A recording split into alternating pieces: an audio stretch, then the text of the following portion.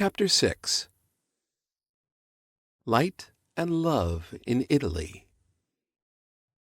Yes, folks, the love Irene and I share has unfolded over a very long time.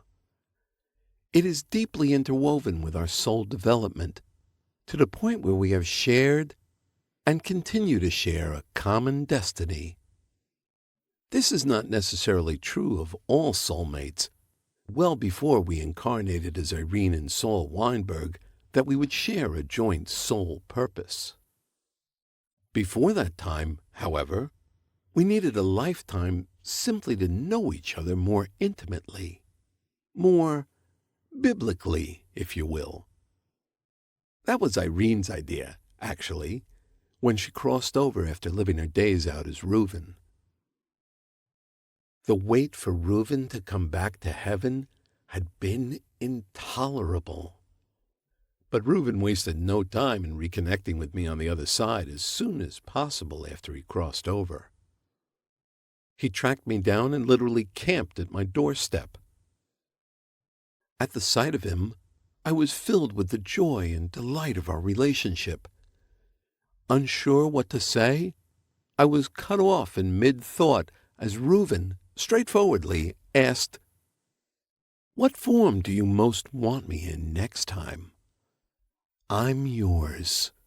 You're mine. Where do we go from here?" I had never been so flattered and terrified in all my lives. Holy shit, I thought. Boy, have you got balls. But I didn't hesitate for a second. Understand that when two souls find the kind of love and harmony we discovered as Reuven and Shimon in our yeshiva lifetime, an unbelievable urge arises once they meet again in heaven. The pull is all about wanting yet another chance to incarnate together in order to experience the tremendous joy of knowing each other sensually. It's one thing to perceive the truth and goodness of another soul up in heaven. It's a whole different, totally exquisite ride to add the touching and tasting and holding of each other's earthly bodies. Having joyously agreed to be together, it was time to get down to the business of choosing the next lifetime and its million details. Because we loved each other so much, we planned a lifetime in which marriage would be our primary task. We vowed to be a shining example of what it means to give and receive love as husband and wife. We would be models of good economic and community membership, but we would also have plenty of time for great sex. We manifested in Italy in the early 1500s, and our plan was to get together, have a brief courtship, follow the existing rules of that time period, marry, have a warm, loving marriage, and lead decent, caring lives. We met when I was a little boy named Luigi, and Irene was a little girl called Maria. I remember looking over the bushes and watching Maria scrub her handkerchief in the stream.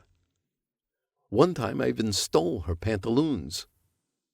There were countless times when I would do the silliest things just to get her to giggle. I have clear, warm memories of splashing and laughing with Maria on many long summer days when the hot sun danced on the water and our workload was light. I grew to be a great clod of a man who was very proud of his physical strength. I was an ox for work, my magnificent farm producing more barley, grapes, and wheat than any of my neighbors. I really thought I was God's gift to the human race, I can tell you.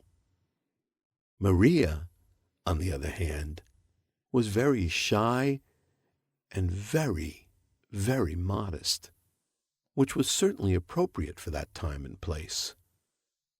She would lower her eyes when I walked by, but even though that kept me from fully seeing her beautiful face, I always managed to spot the pulse that throbbed in her neck.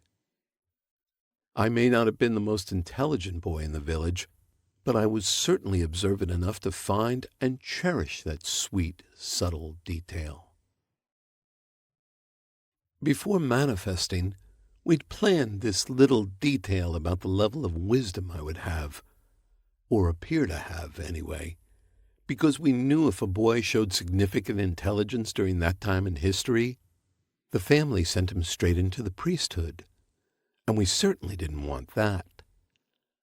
I ended up not showing any sign of real intelligence other than the fact that I was attracted to Maria, so no one would push me into a life's path that would have led me to miss connecting with her. I took great joy in my physical strength, my beauty, my humor, my sense of fun, and my devotion. I was a good son, a good brother, and a devout Catholic. My keen powers of observation helped me be a successful farmer. I observed the skies for weather and the bugs for information regarding any decay in the barley. I also observed Maria as she became a blossoming young woman. Whenever I caught sight of her drawing water from the well, I would become mesmerized by her innocence and beauty, her gentle care in the task at hand, and the pulsing of that vein in her throat, and how it got just the slightest bit faster whenever I went by. As observant as I was, I never once caught on to the fact that Maria was modestly and discreetly watching me. The fact that she was a bit younger than I was threw me off my game a bit. No idea of all she both feared and hoped for about us. Maria was at once torn between her desire to make a beautiful home with me and her fear of a marriage to such a big, strong man. Over time, however, she noticed that even though I was large and ambitious and took up a lot of space, there was a deep gentleness in the set of my shoulders and in the way I used my hands. She also noticed the sweetness in my eyes and my smile. She began to awaken physically to me, to have an abiding desire to feel my tenderness next to her, my touch upon her skin.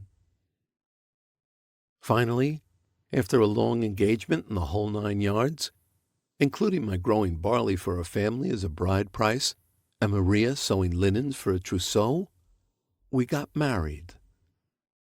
We had a blast that lasted well into our old age. We often went to church and confessed we had allowed the sins of gluttony and passion to overcome us. This was not a lifetime that included children. We had made that tremendously wise decision before incarnating.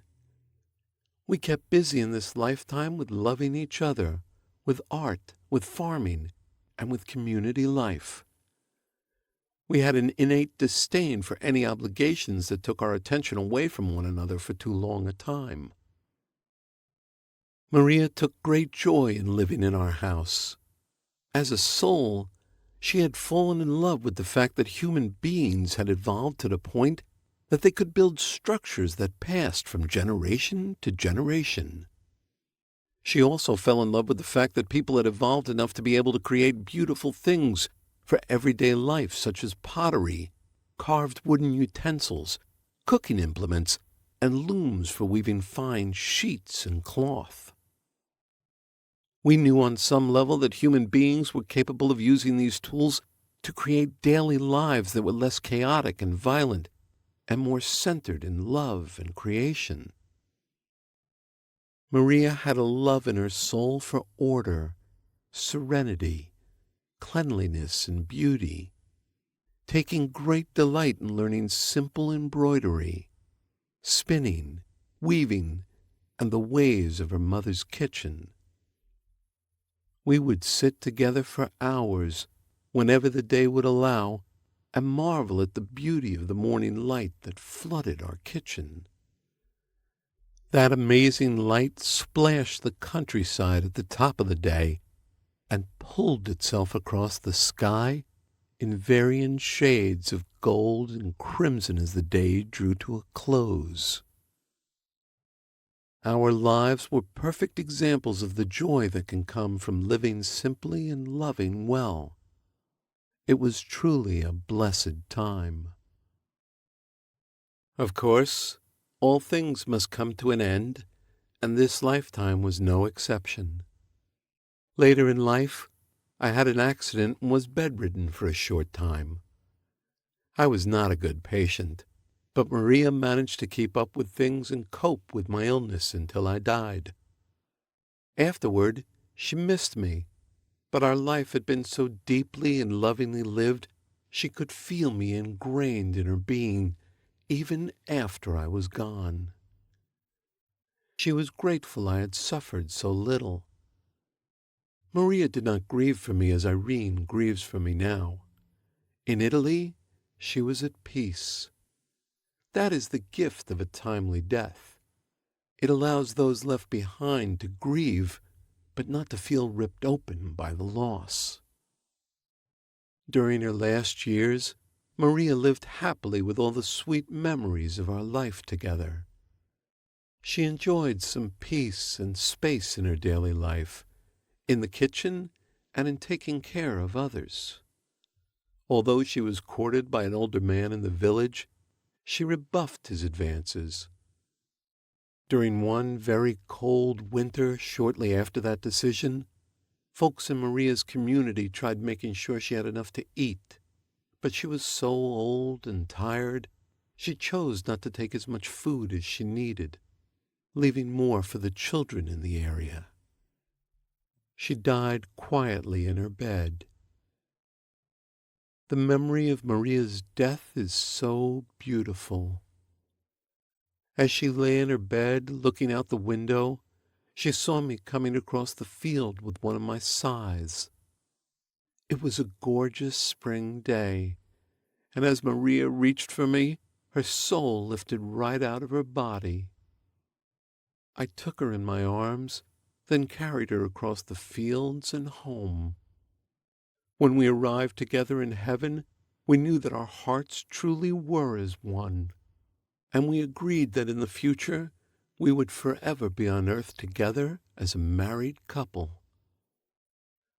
We learned from our lifetime in Italy that people needed daily access to education and some simple material comfort in order to help them improve their lives. Discomfort and brute hard work make it hard for most people to have an ongoing awareness of God in order to treat each other well and more lovingly. Small, precious changes such as these are examples of the way heaven attempts to continue bringing life on earth closer to the joy of heaven. We realized how, if religious education branched out into general education, then material conditions would improve at the same time, helping people have the time to contemplate and honor an ongoing awareness of God. So, we began planning our next lifetime together. The problem was, if we manifested again as Catholics at that time, given our level of deep devotion to God, we would have had to incarnate as a priest and a nun. We wanted to continue our relationship as husband and wife, so we chose to incarnate in a Judaic culture as a rabbi and his wife. It made me absolutely ecstatic that I could manifest as a person devoted to the Torah and have Irene by my side to adore, hold, and look upon. But Irene would agree to this only if she could be an intelligent, independent rabbi's wife at a time in history when women were being systematically shut out of many forms of social power. Why not? I thought. We'd been blessed with unbelievable luck during these first 2 lifetimes.